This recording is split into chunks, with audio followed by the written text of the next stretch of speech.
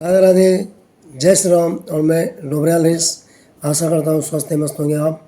मैं भी स्वस्थ मस्त हूँ। और आज आपके सामने एक बहुत ही सुंदर कहानी पिता पुत्र के बारे में है, जो दिल को छू लेने वाली कहानी है और एक शिक्षा युक्त कहानी भी है।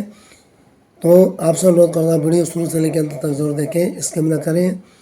अगर आपको पसंद आए तो दूसरे मित्रों तक शेयर जरूर करें और पेज से नहीं जुड़े हैं तो पेज से भी जुड़ जाएँ।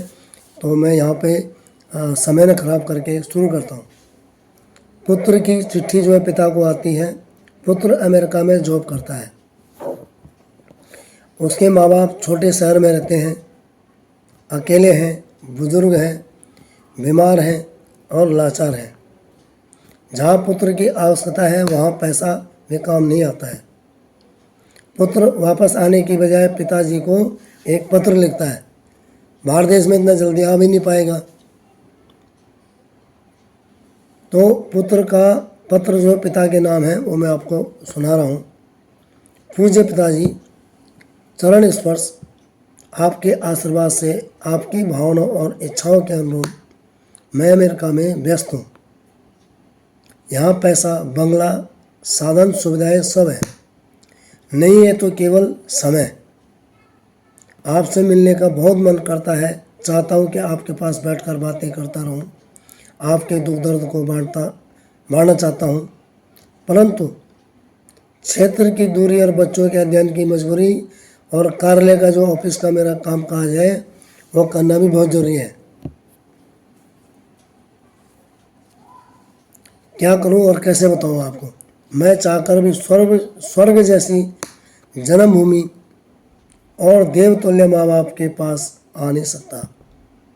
पिताजी, मेरे पास अनेक संदेश आते हैं। माता पिता जीवन भर अनेक कष्ट सहकर भी बच्चों को उच्च शिक्षा दिलवाते हैं और बच्चे माँ बाप को छोड़कर विदेश चले जाते हैं। पुत्र संवेदनहीन होकर माता पिता के किसी काम नहीं आते हैं। पर पिताजी, मैं बचपन में कहाँ जानता था कि इंजीनियरिंग क्या होती है और मुझे क्या पता था कि पैसे की कीमत क्या होती है। मुझे कहाँ पता था कि अमेरिका कहाँ है। योग्यता, नाम, पैसा, सुविधा और अमेरिका तो बस आपकी गोद में बैठकर ही समझा था। आपने ही मंदिर न भेजकर कॉन्वेंट स्कूल भेजा, खेल के मंदिर में नहीं कोचिंग में भेजा, कभी आस पड़ोस के बच्चों से दोस्ती नहीं करने दी।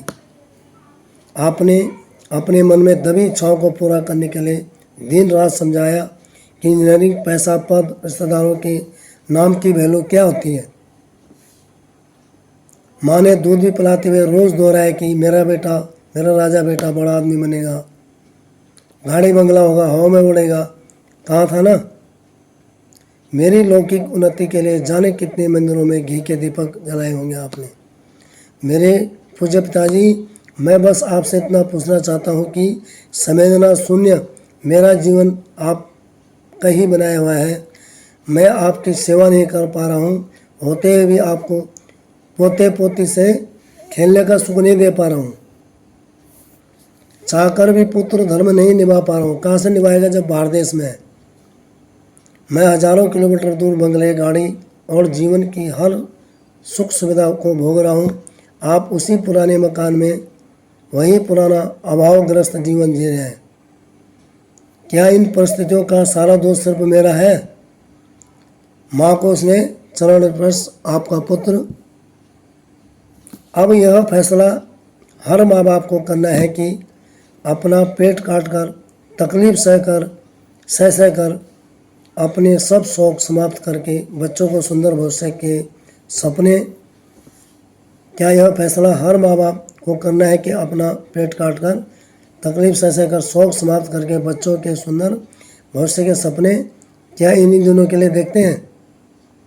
शिक्षा अत्यंत महत्वपूर्ण है, पर साथ में नैतिक मूल्यों की शिक्षा और राष्ट्र प्रेम और संस्कार भी उतने ही जरूरी हैं। क्या वास्तव में हम कोई गलती तो नहीं कर रहे हैं? विषय अत्यंत चिंतनीय है। मनन अवश्य कीजिएगा। आपको कहानी का सार कैसा लगा? क्या इससे मतलब अभिप्राय है, इसका मतलब क्या है?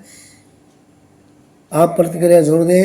और दूसरे मित्रों तक ज़्यादा से ज़्यादा शेयर करें। धन्यवाद।